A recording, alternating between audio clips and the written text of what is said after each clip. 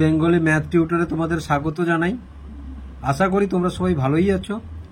আজকে আবার একটি নতুন ভিডিও নিয়ে তোমাদের সামনে এলাম। আমরা আজকের কষব ক্লাস 6 এর কোষে দেখি 18.2 কষছি আমরা বর্গমূলের অধ্যায়, 18 অধ্যায় বর্গমূলের অধ্যায়। তাহলে প্রথমেই কি আছে দেখো, একের দাগে হিসাব করে দেখি শূন্য ছাড়া কোন ক্ষুদ্রতম পূর্ণ বর্গ সংখ্যা 12, 16, 20, 24 দ্বারা বিভাজ্য। তাহলে আজকের আমরা প্রথম 1, 2, 3, 4, 5 এই 5টি অঙ্ক কষবো এবং পৃষ্ঠা নম্বর কত 211, পৃষ্ঠা নম্বর কত 211। তাহলে এই যে দেখো পূর্ণ বর্গ সংখ্যা, পূর্ণ বর্গ সংখ্যা আমরা কাকে বলবো একটু জেনে নিয়ে এসো। কোষে দেখি 18.1 আমি তোমাদের বলেছি, যদি ভিডিওটি দেখতে চাও তাহলে ডেসক্রিপশন বক্সে লিংক দিয়ে দেবো, সেখান থেকে দেখে নিতে পারো। তবু তোমাদেরকে আরেকবার মনে করানোর জন্য আমি বলে দিচ্ছি, কোনো একটি সংখ্যাকে সেই সংখ্যা দিয়ে গুণ করলে সেই গুণফলটি হবে পূর্ণবর্গ সংখ্যা। ধরো 2 একটি সংখ্যা, তাহলে 2কে যদি 2 দিয়ে গুণ করি কোনো একটি সংখ্যা সেই সংখ্যা দিয়ে, তাহলে 2কে 2 দিয়ে গুণ করলে আমরা কি পাবো 4 পাবো। একে কিভাবে লিখতে পারি, 4কে 2 এর স্কয়ার বা 2 এর বর্গ এভাবে লিখতে পারি। তাহলে এটা একটি পূর্ণবর্গ সংখ্যা। আবার দেখো 3 গুণ 3, তাহলে 3কে 3 দিয়ে যখন গুণ করছি তখন আমরা তাকে কি বলবো 3 এর বর্গ সমান কত 4। তাহলে 3 এর বর্গ মানে তাহলে এটা বর্গ সংখ্যা সমান কত 9। এই 9 হচ্ছে একটি বর্গ সংখ্যা, এখানে 4 একটি বর্গ সংখ্যা এবং 3 এর বর্গ থেকে 9 এসছে, 2 এর বর্গ থেকে 4 এসছে। তাহলে দেখো আমরা যদি 10 গুণ 10 বলি তাহলে আমরা কি বলবো না 10 এর বর্গ সমান সমান 10 এর বর্গ সমান কত 100। তাহলে এটা একটি বর্গ সংখ্যা, এটা একটি বর্গ সংখ্যা। তাহলে আশা করি তোমরা বুঝতে পারলে যে বর্গ সংখ্যাটি কাকে বলবো আমরা। তাহলে প্রথমে বলেছে কি হিসাব করে দেখি শূন্য ছাড়া কোন ক্ষুদ্রতম পূর্ণ বর্গ সংখ্যা 12, 16, 20, 24 দ্বারা বিভাজ্য। 12, 16, 20 ও 24 দ্বারা বিভাজ্য। তাহলে এখানে দেখো প্রথমে আমরা অঙ্কটি কি করব, একের দাগের অঙ্ক, এটাকে ক্ষুদ্রতম পূর্ণ বর্গ সংখ্যা বলে, সুতরাং লসাগু করব। তাহলে 12,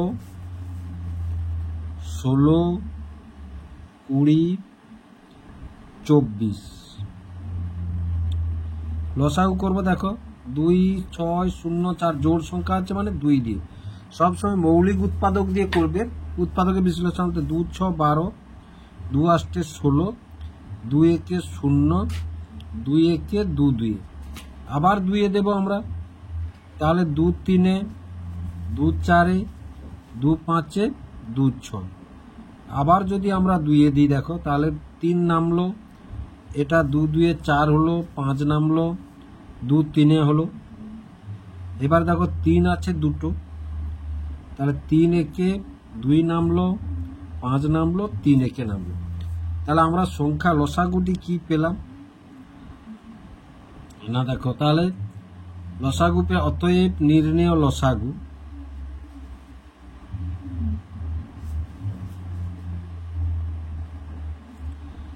দুই গুণ 2 গুণ 2, এখানে একটা 2 আছে নিয়ে নিলাম একসঙ্গে, 2 গুণ 3 গুণ 5।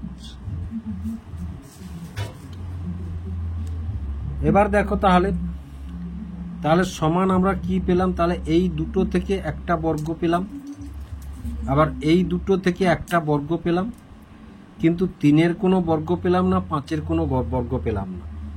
তাহলে দেখো এই সংখ্যাটাকে যদি পূর্ণ বর্গ সংখ্যা করতে হয় তাহলে আমাদেরকে 3 এর বর্গ নিয়ে করতে হবে, 5 এর বর্গ করতে হবে। তাহলে দেখো অতএব লসাগুটি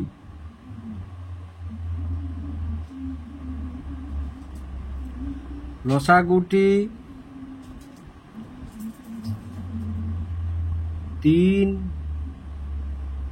5 দ্বারা গুণ করলে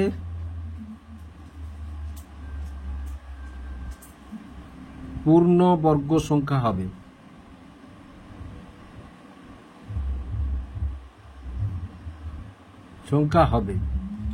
এবার দেখো তাহলে সংখ্যাটি আমরা কি পাবো না 2 স্কয়ার গুণ 2 স্কয়ার গুণ 3 গুণ 5 গুণ 3 গুণ 5।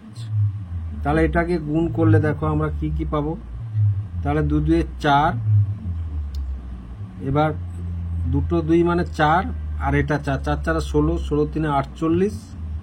তাহলে 48 5-এ 48কে 5 দিয়ে গুণ করলে 5 আসছে 40-এর 0, হাতে 4, 5 4-এ 20, 4-এ 24, আবার 3 দিয়ে গুণ করলে 3 0 0, 3 4-এ 12 2 দিয়ে 720, আবার 5 দিয়ে গুণ করলে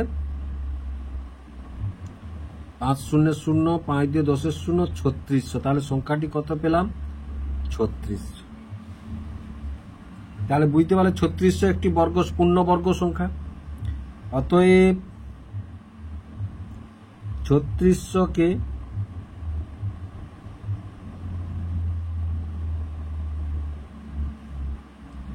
12, 16, 20 ও 24 দ্বারা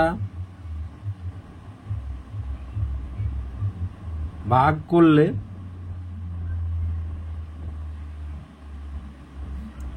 কোনো ভাগশেষ থাকবে না, কোনো ভাগশেষ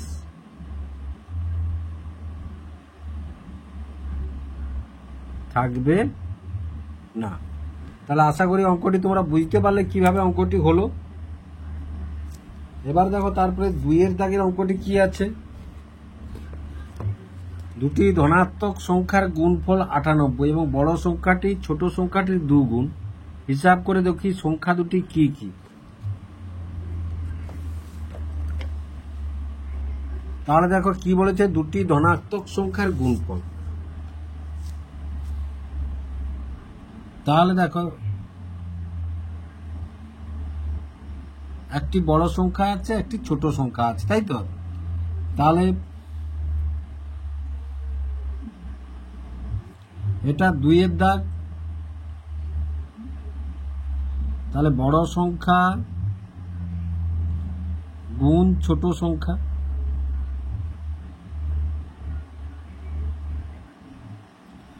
সমান কত বলেছে? 98 বলেছে। তারপরে কি বলেছে না, বড় সংখ্যা সমান 2 গুণ ছোট সংখ্যা।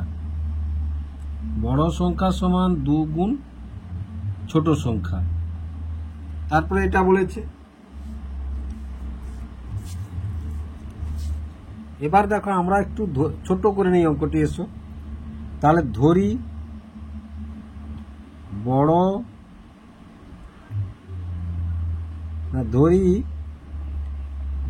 ছোট সংখ্যাটি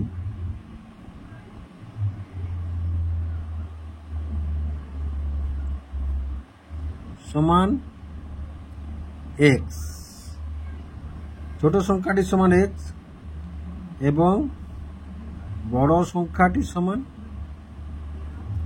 অতএব দাও এখানে, অতএব বড় সংখ্যাটি সমান 2 গুণ x সমান কত? 2x। এবার প্রশ্নানুসারে কি বলেছে দেখো, এই যে বড় সংখ্যা গুণ ছোট সংখ্যা সমান। তাহলে প্রশ্নানুসারে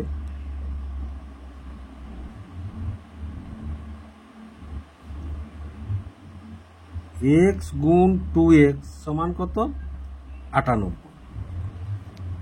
এগুলো তোমরা নতুন পাচ্ছ দেখো। তাহলে এখানে দেখো এটার সঙ্গে এটা গুণ করলে তাহলে বা দেবে। তাহলে x আর x গুণ করলে কি হবে না, আমরা পাবো 2x স্কোয়ার। যেমন 2 এর সঙ্গে 2 গুণ করলে কি বর্গ পেলাম, তেমন x এর সঙ্গে x গুণ করলে x এর বর্গ পেলাম, সমান কত? 98। এবার দেখো বা, তাহলে x স্কোয়ার সমান, দেখো তাহলে এটা এখানে গুণ হয়ে আছে, এই যে গুণ হয়ে আছে, যখনই এই সমানের এধারকে আসবে, সমান চিহ্নের এধারকে আসবে, তখন এই গুণটি এধারে ভাগ হয়ে চলে আসবে, উল্টে যাবে। তাহলে গুণটি, তাহলে এধার থেকে সমানের এধারে যখনই এলো গুণটি ভাগ হয়ে চলে এলো, তাহলে বা, তাহলে x বর্গ সমান কত? এটা কাটলে কত? 49 হবে। তাহলে বা x সমান কত না √49। তাহলে বা x সমান কত? 49 কার বর্গ? না 49 7-এর বর্গ। 49 কার বর্গ? 7-এর বর্গ। মানে 7 গুণ 7 সমান কত? 49 হয়। তাহলে আমরা একটি সংখ্যা x সমান কি ধরেছিলাম? ছোট সংখ্যাটি ধরেছিলাম। তাহলে অতএব নির্ণেয় ছোট সংখ্যাটি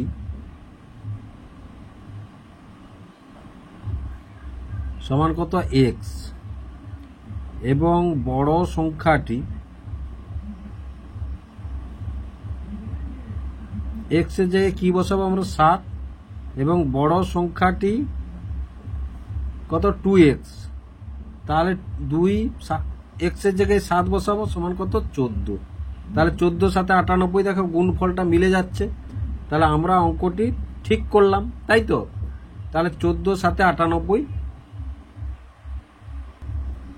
এবার 3-এর দাগে দেখো কোন ক্ষুদ্রতম পূর্ণ বর্গ সংখ্যা একটি উৎপাদক 17। তাহলে কি বলেছে? কোন ক্ষুদ্রতম পূর্ণ বর্গ সংখ্যার একটি উৎপাদক 17। দেখো উৎপাদক আমরা যদি বলি হচ্ছে 4, তাহলে 4-এর উৎপাদক কি কি হবে? 2 আর 2। তাহলে 4-এর উৎপাদক হবে 1 হবে, 2 হবে, 2 হবে। এখানে কিন্তু 1 ধরবো না, একটা এখানে ধরবো না, সমান কি 2 গুণ 2 হবে। তাহলে এবার বলেছে কি না একটি উৎপাদক 17 হবে, একটি উৎপাদক 17 হবে। তাহলে আমরা যদি 17কে 17 দিয়ে গুণ করি তাহলে বর্গ সংখ্যা পাবো। তাহলে 17 গুণ 17 দেখো সমান কত? 17-এর বর্গ সমান কত? 17কে 17 দিয়ে যদি আমরা গুণ করি, 17কে 17 দিয়ে গুণ করলে 7 সাথে 49-এর 9 হাতে 4 119, 1 সাথে 7, 1 একে 1। তাহলে 9 8 2, তাহলে কত পেলাম আমরা? 289। তাহলে অতএব নির্ণেয় ক্ষুদ্রতম পূর্ণ বর্গ সংখ্যাটি, অতএব নির্ণেয় ক্ষুদ্রতম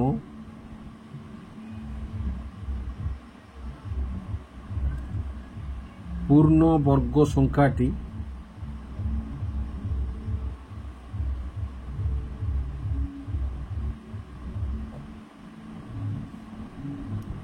কত? 289। তারপরে 4-এর দাগের দেখো ঠিক 1-এর দাগের মতো অঙ্কটি আছে। 4-এর দাগে 10 15 20 ও 10, 15, 20 ও 30 দ্বারা বিভাজ্য ক্ষুদ্রতম পূর্ণ বর্গ সংখ্যা শূন্য ছাড়া নির্ণয় করি। ওই সংখ্যাগুলি দিয়ে বিভাজ্য পরের পূর্ণ বর্গ সংখ্যার কোনটি তা লিখি। তাহলে দেখো 4-এর দাগে কি বলেছে? তাহলে ক্ষুদ্রতম বলেছে। তাহলে আমরা প্রথমে এটার লসাগু করি এসো। তাহলে 10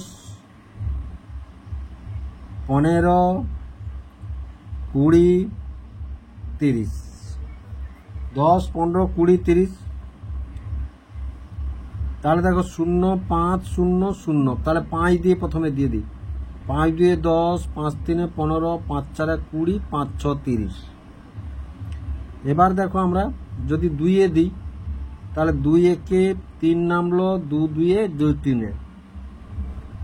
এবার যদি 3 দিই তাহলে 1 নেমে গেল, 3 একে নামলো, 2 নেমে গেল, 3 একে। তাহলে এবার লসাগুটি কত পেলাম? দেখো লসাগু পেলাম 5 গুণ 3 গুণ 2 গুণ 2। তাহলে 5 3 15, 15 দিয়ে 30, 30 দিয়ে কত? 60। কত পেলাম? 60 পেলাম। কিন্তু এখানে একটা জিনিস লক্ষ্য করো, তাহলে এখানে 5 গুণ 3 গুণ 2-এর বর্গ পেলাম, কিন্তু আমরা 5-এর বর্গও পাইনি, 3-এর বর্গও পাইনি। তাহলে এই সংখ্যাটি পূর্ণ বর্গ সংখ্যা নয়। এই সংখ্যাটি পূর্ণ বর্গ সংখ্যা হতে হলে আমাদের 5-এর বর্গ আনতে হবে, 3-এর বর্গ আনতে হবে। তাহলে 5-এর বর্গ 3-এর বর্গ যদি আমরা আনি তাহলে সংখ্যাটি কি পাবো দেখো। তাহলে 5 গুণ 5 গুণ 3 গুণ 3 গুণ 2 গুণ 2, তাহলে সমান কত? 5 5 25, 25 3 75, 75 3 225, 225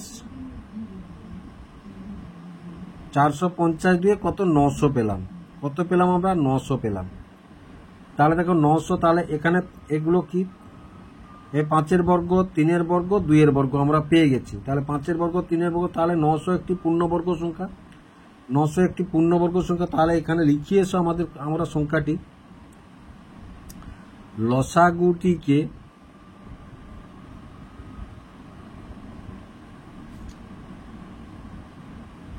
দ্বারা গুণ করলে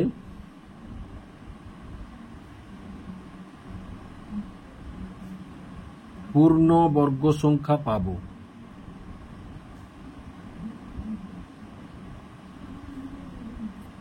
পূর্ণ বর্গ সংখ্যা পাবো। তাহলে বুঝতে পারলে। এবার বলেছে কি, 900 তো পেলাম, এবার 900-র পরের পূর্ণবর্গ সংখ্যাটি কি হবে সেটাও আমাদের বের করতে বলেছে। 900-র পরের পূর্ণবর্গ সংখ্যাটি, তাহলে দেখো 900-র পরের যদি পূর্ণবর্গ সংখ্যা আমাদের পেতে হয় তাহলে আমরা কি বলবো? 900-র পরে, তাহলে 900-র গুণ একে পূর্ণবর্গ সংখ্যা দিয়ে গুণ করতে হবে, তাহলে এটা একটি বর্গ সংখ্যা। আবার 900 গুণ 9 এটা একটি বর্গ সংখ্যা। আবার 900 গুণ 16 এটা একটি বর্গ সংখ্যা। কিন্তু এই সংখ্যাগুলো আমরা ধরবো না, এই সংখ্যাগুলো আমরা এই দুটো সংখ্যা ধরবো না। কেন? আমাদের বলেছে পরের সংখ্যাটি, 900-র পরের বর্গ সংখ্যাটি। তাহলে 900-র পরের পূর্ণবর্গ সংখ্যাটি এটা, তাহলে 3600। তাহলে অতএব পূর্ণবর্গ সংখ্যা দুটি হলো, পূর্ণবর্গ সংখ্যা দুটি 900 এবং 3600। তাহলে আশা করি তোমরা বুঝতে পারলে কিভাবে হলো। এবার 5-এর দাগে দেখো, নিচের সংখ্যাগুলি হিসাব করে ঠিক মতো ঘরে লিখি। তাহলে সংখ্যাগুলি 20, 27, 50, 75, 100, 108, 144, 169, 180, 256। এই সংখ্যাগুলির মধ্যে যেটি পূর্ণবর্গ সংখ্যা এই ঘরে বসাতে হবে, যেটি পূর্ণবর্গ সংখ্যা নয় এই ঘরে বসাতে হবে, এবং যেটি পূর্ণবর্গ সংখ্যা নয় তাকে কত দ্বারা গুণ করলে পূর্ণবর্গ সংখ্যা হবে সেই সংখ্যাটি এই ঘরে বসাতে হবে। তাহলে প্রথমে আছে দেখো 20। তাহলে 20-কে আমরা ভাঙিয়ে এসো প্রথমে। তাহলে 20 উৎপাদকে যদি বিশ্লেষণ করি 2 দিয়ে, তাহলে 2 একে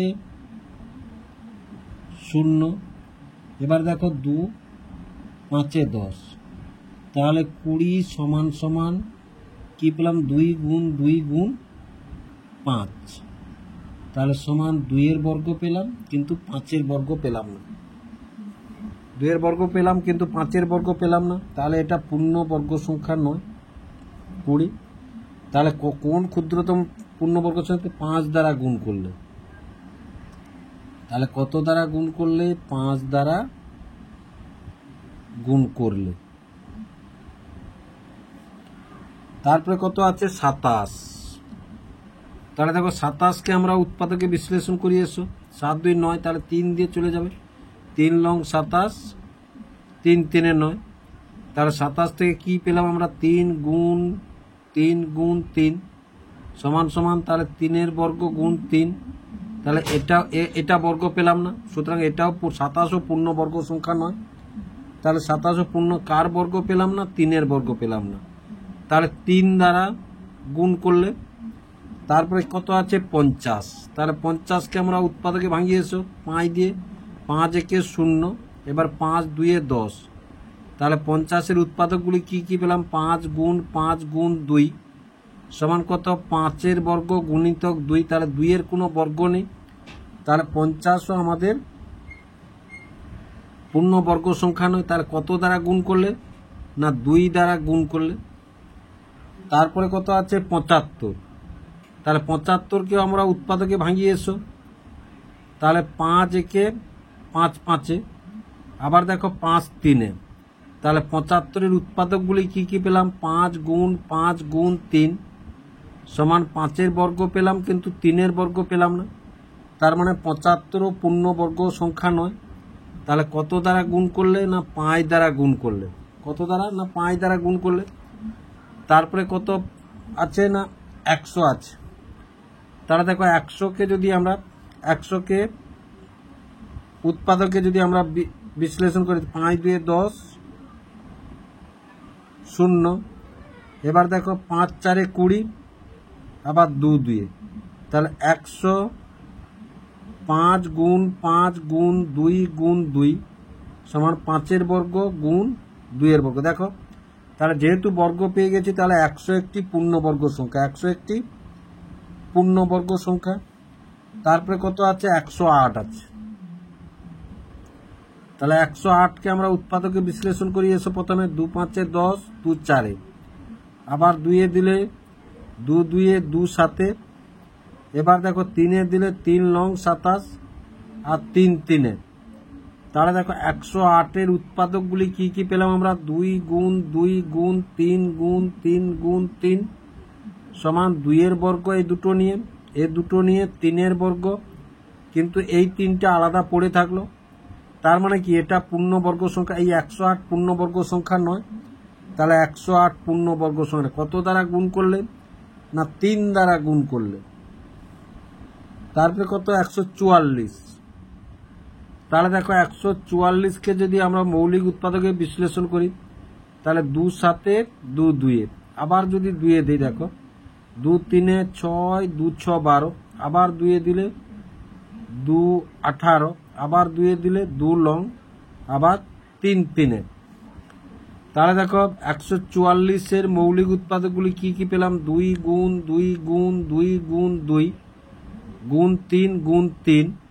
তাহলে এ দুটো থেকে 2 বর্গ, এ দুটো থেকে 2 বর্গ, এটা থেকে 3 বর্গ। তাহলে দেখো পেয়ে গেছি। তাহলে সবই বর্গ পেয়েছি, মানে এটা পূর্ণবর্গ সংখ্যা। এটা পূর্ণবর্গ সংখ্যা। তারপরে দেখো 169কে যদি আমরা ভাঙি, তাহলে 13 দিয়ে 13 একে 13, তাহলে 169 সমান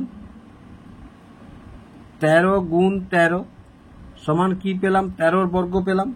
তাহলে এটাও পূর্ণবর্গ সংখ্যা, এটাও পূর্ণবর্গ সংখ্যা। তারপরে দেখো 180, কত? 180।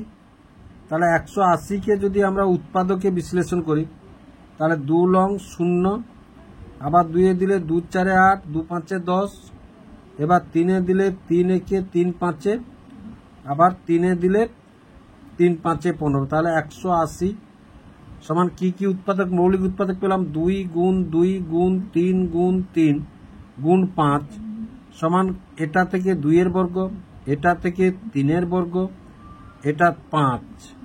তাহলে দেখো এখানে 5 বর্গ নেই। যেহেতু 5 বর্গ নেই, তাহলে 180 পূর্ণবর্গ সংখ্যা নয়। তাহলে আমরা এখানে লিখব 180 পূর্ণবর্গ সংখ্যা নয়। কত দ্বারা গুণ করলে পূর্ণবর্গ সংখ্যা হবে? 5 দ্বারা গুণ করলে পূর্ণবর্গ সংখ্যা হবে। তারপরে কত আছে? না 256 আছে। তাহলে দেখো 256-কে যদি আমরা উৎপাদকে বিশ্লেষণ করি, সবসময় মৌলিক সংখ্যা দিয়ে উৎপাদকে বিশ্লেষণ করবে, কখনো যুগ্ম সংখ্যা দিয়ে করবে না। তাহলে অঙ্কগুলি তোমরা ভুল হয়ে যাবে তোমাদের। তাহলে 2 1 2 2 2 8 16, আবার 2 দিলে দেখো 2 6 12, 2 4 8, আবার 2 দিলে দেখো 2 3 2 2, আবার 2 দিলে দেখো 2 1 2 6, আবার 2 দিলে 2 8, আবার 2 দিলে 2 4, আবার 2 দিলে 2 2। তাহলে দেখো 256 মৌলিক উৎপাদকগুলি কি কি পেলাম? 2 গুণ 2 গুণ 2 গুণ 2 গুণ 2 গুণ 2 গুণ 2। কটা 2? 1 2 3 4 5 6 7 8টা 2। 1 2 3 4 5 6 7 8টা 2।